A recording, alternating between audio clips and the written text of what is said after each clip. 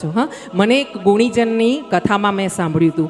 ગુણીજન મારા ગુરુ છે, એમની કથાઓ ઘણી સાંભળું છું હું. ને એવા ગુરુજનને એમના કથામાં કીધેલું હતું કે અમારી કથામાં એક દિવસ એક ભાઈ આવ્યા, કથા પતી અમે ઉતારે ગયા તો ઉતારામાં ગુરુજીને મળવા માટે ઘણા જાય પોતાના સવાલો ને પ્રશ્નો લઈને. એટલે ત્યાં આગળ એ ભાઈ પહોંચ્યા. ત્યાં પહોંચ્યા એટલે પ્રભુને પગે લાગ્યા અને પછી કીધું કે પ્રભુ તમે તો વ્યાસજી તમે તો તમારી આગલી કથાઓમાં 5 વર્ષ પહેલાં અહીંયા કથા કરી હતી આ જ ગામમાં, ત્યારે મેં સાંભળી હતી ત્યારે તમે એવું કીધું હતું કે ભગવાન બધી જ ઈચ્છાઓ પૂરી કરે છે. તમે ખાલી આ ગ્રંથનું પારાયણ કરો, ઘરે જઈને વાંચો, તમારી બધી ઈચ્છા પૂરી થશે. અને આજે એ દિવસથી અત્યાર સુધી હું આ ગ્રંથ વાંચું છું. 5 વર્ષ થઈ ગયા પણ મારી ઈચ્છા પૂરી નથી થઈ.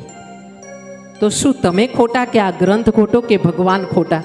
હા, ઘણીવાર શું મેં તમને પહેલાં કીધું હતું ને, ગુરુ ગુડ ચેલા ચીની.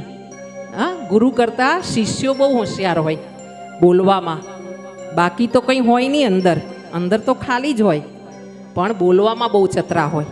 હા, અને આમ જ્યાં ગુરુજીને પ્રશ્ન કરવામાં આવ્યો કે હું 5 વર્ષથી એક ઈચ્છા લઈને પારાયણ કરું છું ગ્રંથનું, પણ મારી કોઈ ઈચ્છા પૂરી થતી નથી. અને પૂરી તો થવા દો પણ થોડો ફેરફાર પણ ઈચ્છામાં થતો નથી.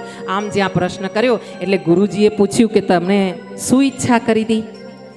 હા, તમારે શું અરજી હતી? શું કાર્ય તમારું નથી થતું, અટકી ગયું છે, એવું કયું કાર્ય છે જેના માટે તમે આ ગ્રંથનું પારાયણ કર્યું? ત્યારે પેલા ભાઈએ કીધું, બાપજી મારા પડોશીથી બહુ હેરાન થઈ ગયો છું, એને પતાવી દે ને ભગવાન, એવું કંઈક આમ સ્પષ્ટ શબ્દોમાં કથામાં બોલ્યા છે ગુરુજી કે આ રીતે મને વાત કરવામાં આવી છે. હા, શું કીધું? મારા પડોશીથી હું બહુ ત્રાસી ગયો છું અને એને સીધો કરવા માટે, એને પતાવવા માટે હું પારાયણ કરતો હતો. આવી બધી ઈચ્છાઓ લઈને આવશે ને કોઈ તો ક્યારેય પૂરું નહીં થાય.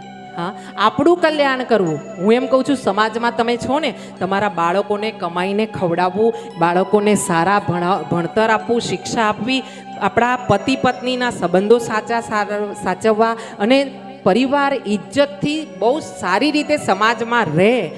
હા, એ બધું જ કરવું, જે પણ રીતે થાય એ રીતે, જે રીતે થાય એ રીતે કરવું જરૂરી છે. પણ તમારા પરિવારને શાંતિથી જીવડાવવા માટે બીજાનું ગળું કાપવું કે બીજાનું ખરાબ વિચારવું ને, એ મહાપાપ છે.